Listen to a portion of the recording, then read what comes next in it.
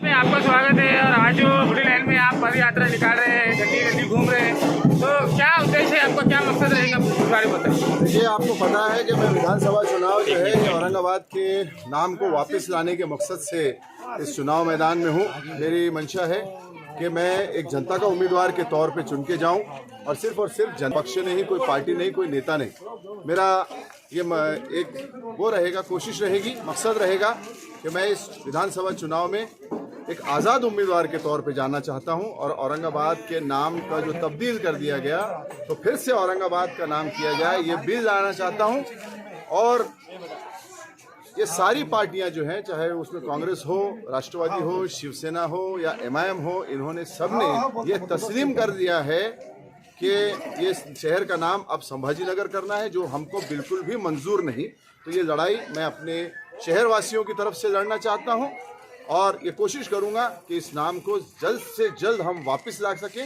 सियासी लड़ाई लड़ने के लिए मैं मैदान में हूं और साथ साथ डॉक्टर रफीक ज़करिया साहब का जो सपना था, जो विजन था, उसी को आगे बढ़ाकर इस शहर को फिर से विकास की राह पे लाना चाहता हूं, अमन शांति लाना चाहता हूं। सर, शहर का मुद्दा तो हो गया, शहर की बात अलग हो गई, और अभी मौलाना आज़ाद कॉलेज के मसले और दूसरे मसले मसाइल भी है। तो आप अगर आमदार बनते हैं तो सबसे पहले क्या काम करने की कोशिश करेंगे? जैसे मैंने आपको बताया कि मेरे सबसे पहली प्रायोरिटी हमारी जो शिनाख्त है, हमारी आइडेंटिटी है, उसको वापस लाना। डॉक्टर रफीक ज़करिया साहब का जो विजन था उसको फिर से चालना देना, और जो दीगर मसले हैं शहर के अंदर, उनको मेरी ज़ात से किस तरीके से हल किया जा सकता है उसको हल करना। यही मेरी कोशिश रहेगी कि औरंगाबाद की जनता के जो घरों में या उनकी ज़िंदगियों में खुशहाली लाई जाए, सुकून लाया जाए, रोज़गार मिले हमारे लोगों को। और जो एक तरीके से 1988 के बाद हमारा शहर ये एक पिछड़ सा गया है, उसको फिर से एक गति मिल सके। Fastest developing city in Asia जो हमारा शहर हुआ करता था, वो फिर से उस रास्ते पे चलता है। सर, आपके साथ सभी समाज के लोग जुड़े हुए सर, जैसा कि जिसमें दलित समाज,